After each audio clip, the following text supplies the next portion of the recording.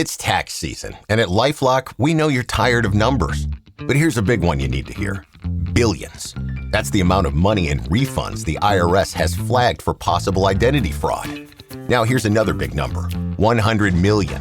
That's how many data points LifeLock monitors every second. If your identity is stolen, we'll fix it guaranteed. One last big number. Save up to 40% your first year. Visit LifeLock.com/podcast for the threats you can't control. Terms apply.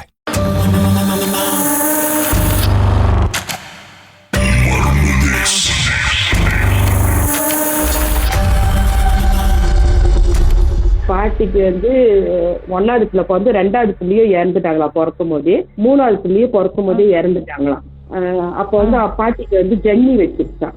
ஜன்னி வச்சுட்டோன்னே அவங்க ஹாஸ்பிட்டல்ல கூட்டிட்டு போட்டாங்க. 3 நாள் வந்து பாட்டி வந்து படுத்த படுக்கையா ஒரு இதுவும் இல்லையா. அப்ப டாக்டர் சொல்லியிருக்காங்க ஃபுல்லா உடம்பு ஃபுல்லா சில்லுன்னு ஆயிடுச்சு, ஆனா அவங்களுக்கு நாடி துடிப்பு வந்து இருக்கு, ஆனா வந்து ஃபுல்லா சில்லுன்னு ஆயிடுச்சு, நம்ம இன்னும் ஒரு 2 நாள் வச்சு பார்ப்போம் அப்படின்னு சொல்லியிருக்காங்க.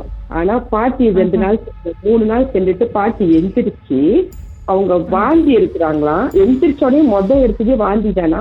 நல்லா நீட்டு சோறா இருக்கா, நல்லா நீட்டா வெள்ளை சோறும் கீரை சாப்பாடுன்ற மாதிரி கீரையும் வாந்தியா எடுக்கிறாங்களாம். அப்போ வந்துட்டு 3 நாள் படுத்த படிக்க இருந்தவங்களுக்கு சோறும் கீரையும் யாரு கொடுத்துருப்பா? அப்ப பாட்டி நல்லா கேட்டதுக்கு வந்து பாட்டி சொல்லியிருக்கிறாங்க, அவங்க அப்பா அம்மா வந்து பாட்டி வந்து ஒரு மல்லிகைப்பூ தோட்டம், ஒத்தடி பாதையில வந்து மல்லிகைப்பூ தோட்டமா 2 சைட்டுமே. அந்த மாதிரி மல்லிகைப்பூ தோட்டத்துல என் அப்பா வந்து கூட்டிட்டு போனாரு, என்ன ஒரு வீட்டுக்கு கூட்டிட்டு போனாரு. அந்த வீட்டுக்கு போனாலும் உள்ளுக்கு பார்த்தா எங்க அம்மா இருந்தாங்க. அவங்க அம்மா இருந்தாங்க. என் பாட்டி இறந்து போன பிள்ளைங்களும் இருந்துச்சான் அங்க. அந்த வயசுல அதாவது கொள்ளு பாட்டி தான் பாத்துக்கிட்டு இருக்காங்க, மேரி ஸ்கூலு அந்த மாதிரி பாத்துட்டு இருக்காங்க. அப்போ பாட்டிக்கு அங்க போயிட்டு அங்க இருந்துட்டு அங்க அவங்க சமைச்சு கொடுக்கலாம் சாப்பிட்டு இருக்காங்க. சாப்பிட்டுட்டு அப்ப பாட்டி சொல்லியிருக்காங்க, பாட்டியோட 1, 2, 3வது குழந்தையும் அங்க இருந்திருக்கு, இறந்து போன அந்த 3 குழந்தைங்களும். ஆமா, குழந்தைங்க அங்க இருந்திருக்காங்க. அப்ப வந்துட்டு பாட்டிக்கு வந்து அங்க பார்த்தோன்னே அங்கேயே நான் இருந்துடுறேன்னு சொல்லியிருந்திருக்காங்க. என் குழந்தைங்களை பார்த்துட்டு நான் இங்கேயே இருந்துடுறேன்னு சொல்லியிருக்காங்க.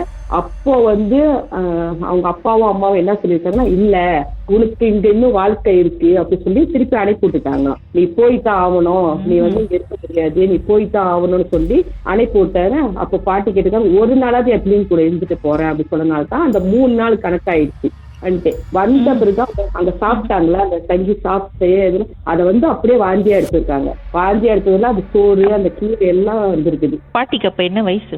பாட்டி வந்து உண்மையை சொன்னாக்க என் பாட்டி வந்து கல்யாணம் பண்ணும்போது 12 வயசு தான். அப்போ ஒரு 15-16 வயசு 12 வயசுல வந்து 15-14 வயசு இருக்கும் அப்படின்னு சொன்னாங்க. அந்த மாரி டைம்லாம் இது பண்ண சொல்லிட்டாங்க அப்படின்னு போக சொல்லிட்டாங்க. நீ அதுக்கப்புறம் வந்துட்டு வாந்திலாம் இது பண்ணி எல்லாம் இது பண்ணானே அவங்க சொல்லிக்கிட்டே இருப்பாங்களாம், நான் பார்த்தேன் பிள்ளைங்களை பார்த்தேன் அப்படின்னு சொல்லிக்கிட்டே இருந்தாங்க. அதுக்கப்புறம் அவங்களுக்கு 10 பிள்ளை கிட்டா அதுல 4 பிள்ளைங்க தான் இருந்தாங்க, மற்றவங்க எல்லாம் பிறந்தோடனே இறந்துட்டாங்க. அந்த நடுநடுல இந்த 4 பிள்ளைங்க தான். அதோட பாட்டி ஒரு 80 வயசுல தான் திருப்பியும் கடவுள்கிட்ட போனாங்க. அது அவங்க சொல்லும் போது நான் கிட்ட உண்மைதான் இதெல்லாம் நடந்திருக்குட்டாங்க, அதெல்லாம் உண்மையுமே நடந்திருக்குது. நீங்க பாட்டி இன்டர்வியூ பண்ணீங்களா இல்லையா? பாட்டி வேற என்னெல்லாம் பார்த்தாங்க, எப்படி ஃபீல் பண்ணிச்சு பாட்டிக்கு? பாட்டி சொன்னாங்க அந்த இடம் ரொம்ப அமைதியா இருக்குமா, நல்லா அவ்வளோ அது ஒரு மாதிரி அந்த உலகத்தை விட்டு நம்மளுக்கு வரவே மனசு வராது அப்படின்னா பாட்டி சொல்லியிருக்காங்க. பாட்டி சொல்லியிருக்காங்க அது அந்த உலகத்துலமா அவ்வளோ இதா இருந்துச்சுமா, அமைதிமா, அப்படியே அந்த மல்லிகைப்பூ தோட்டத்துக்கு நடுவுலமா ஒரு வீடு அவ்வளோ அமைதியா இருந்துச்சு. எனக்கு அந்த இடத்த விட்டு வரத்துக்கே இது இல்லை. ஆனா அப்பா வந்து என்னைய கூட்டு வந்து விட்டுட்டு போயிட்டாரு, பூ சொல்லிட்டு விட்டுட்டு போயிட்டாரு அப்படி சொல்லுவாங்க பாட்டி. அதுதான் யோசிப்போம். சில பேர் சொல்லுவாங்க பாட்டிக்கு, சில பேர் சொல்லுவாங்க இறக்கத்துக்கு முன்னாடி எங்க அப்பா வந்தாரு எங்க அம்மா வந்தாருன்னு, அப்போ அவங்கதான் வந்து கூட்டிட்டு போவாங்க போல இருக்கு உண்மையாலுமே அப்படின்னு நானே நினைச்சுட்டேன்.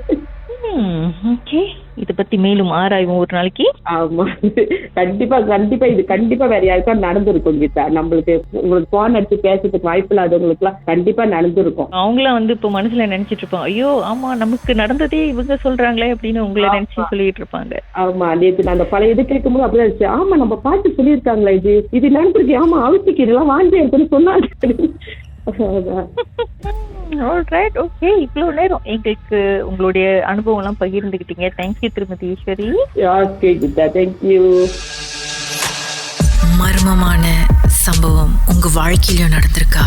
இதை எப்படியா தேசம் நிகழ்ச்சியில் சொல்லியே ஆகணும்னு ரொம்ப நாளா ட்ரை பண்ணி லைன் கிடைக்கலையா? கவலையை விடுங்க, வாட்ஸ்அப் பண்ணுங்க.